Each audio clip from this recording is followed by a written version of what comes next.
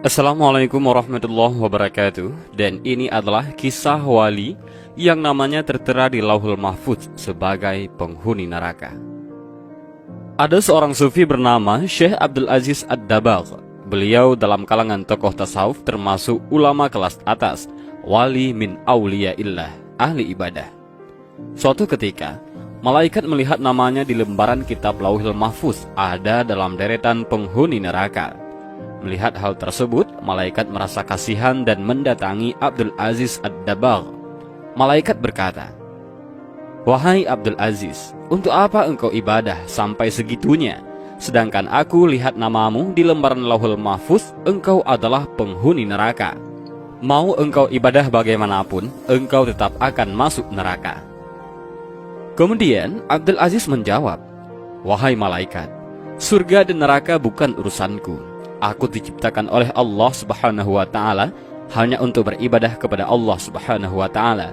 Sebagaimana Allah Subhanahu wa Ta'ala berfirman, tidaklah aku ciptakan jin dan manusia kecuali hanya untuk beribadah kepadaku. Mau aku masuk surga atau neraka, itu haknya Allah." Dan subhanallah, beliau benar-benar ikhlas dalam beribadah. Suatu ketika, malaikat kembali ke Lauhul Mahfuz dan melihat namanya telah dirubah oleh Allah Subhanahu wa Ta'ala menjadi penghuni surga, sebab Allah berhak menetapkan kitabullah.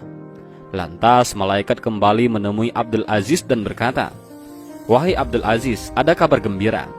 Baru saja aku melihat namamu oleh Allah telah dirubah menjadi penghuni surga." Abdul Aziz menjawab, "Alhamdulillah, tapi sekali lagi malaikat, surga dan neraka bukan urusanku. Aku beribadah hanya untuk menggapai ridhonya Allah Subhanahu wa Ta'ala. Kalau Allah Subhanahu wa Ta'ala ridho aku di neraka, ya itulah tujuanku." Malaikat pun takjub dengan keikhlasan Abdul Aziz dalam beribadah dan berkata, "Wahai Abdul Aziz, ikhlasmu inilah yang membuat Allah ridho dan merubah namamu menjadi penghuni surga." Ada kisah lain, yaitu ahli maksiat masuk surga, ahli ibadah masuk neraka, dan inilah penyebabnya. Rasulullah SAW pernah berkisah tentang dua orang bersaudara dari kalangan Bani Israel. Yang satu sering berbuat dosa, sementara yang lain sebaliknya, sangat tekun beribadah. Yang terakhir disebut ini rupanya tidak henti-hentinya menyaksikan saudaranya itu melakukan dosa hingga mulutnya tak betah untuk tidak menegur. "Berhentilah," sergahnya. Teguran itu seolah hanya masuk melalui telinga kanan dan keluar lagi lewat telinga kiri. Perbuatan dosa berlanjut dan sekali lagi tak luput dari mata saudaranya yang rajin beribadah. "Berhentilah," serunya kembali. Si pendosa lantas berucap, "Tinggalkan aku bersama Tuhanku. Apakah kau diutus untuk mengawasiku?" Saudara yang ahli ibadah pun menimpali, "Demi Allah, Allah tidak akan mengampunimu. Allah tidak akan memasukkanmu ke surga." Kisah ini tertuang dalam sebuah hadis sahih yang diriwayatkan Abu Daud dan Ahmad. Lanjut dari ceritanya, tatkala keduanya meninggal dunia, keduanya pun dikumpulkan di hadapan Allah Subhanahu wa Ta'ala. Kepada yang sungguh-sungguh beribadah, Allah mengatakan, "Apakah kau telah mengetahui tentangku? Apakah kau sudah memiliki kemampuan atas apa yang ada dalam genggamanku?" Drama keduanya pun berlanjut dengan akhir yang mengejutkan. "Pergi dan masuklah ke surga dengan rahmatku," kata Allah kepada si pendosa. Sementara kepada ahli ibadah, Allah mengatakan, "Wahai malaikat, giringlah ia menuju neraka."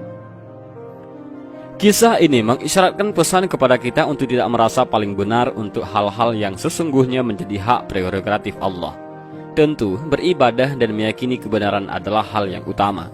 Tapi menjadi keliru tatkala sikap tersebut dihinggapi takabur dengan menghakimi pihak lain. Apakah ia bahagia atau celaka di akhirat kelak? Sebuah kata bijak menyebutkan, perbuatan dosa yang membuatmu menyesal jauh lebih baik ketimbang beribadah yang disertai rasa ujub. Hadis sahih lainnya yang diriwayatkan oleh Muslim menjelaskan peristiwa ini terjadi pada umat Bani Israel. Dan demikianlah kisah dan video singkat ini, mudah-mudahan ada manfaatnya bagi kita semua. Amin ya rabbal alamin. Allahu a'lam bishawab. Assalamualaikum warahmatullahi wabarakatuh.